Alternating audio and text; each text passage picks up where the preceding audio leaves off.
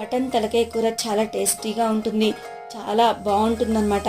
Rock salt, అట్లనే turmeric powder ఒక 1 teaspoon వేస్తున్నానండి. ఒక 2 teaspoons red chilli powder వేసుకున్నాను. ఆయిల్ కూడా వేసేసుకొని కొంచెం మ్యారినేట్ చేసుకుంటే బాగుంటుందన్నమాట. ఆ కుక్కర్లో ఒక 4 టీ స్పూన్స్ ఆయిల్ వేసుకున్నానండి. 2 చెక్కలు, అట్లనే ఒక 4 లవంగాయలు, అలాగే ఒక 2 బిర్యానీ ఆకులను వేసేసుకుని మీడియం ఆనియన్స్ జస్ట్ ఇట్లా వేసేసుకున్న తర్వాత పచ్చిమిర్చి ఒక 6 వరకు మనం కట్ చేసుకొని గార్లిక్ పేస్ట్ వేసుకుంటున్నానండి. ఈ పీసెస్ అంతా మునిగేంత లాగున వాటర్ పోసుకోవాలి. కుక్కర్ లిడ్ పెట్టేసుకుని ఒక 6 to 7 విజిల్స్ వరకు మనం వెయిట్ చేద్దాము. ఎందుకంటే పీసెస్ మంచిగానే ఉడికినాయి అనమాట. చూసారు కదా, ఇట్లా కుక్కర్లో పెట్టుకుంటేనే మటన్ కర్రీ బాగుంటుంది ఈ మటన్ తలకాయ కూరకి.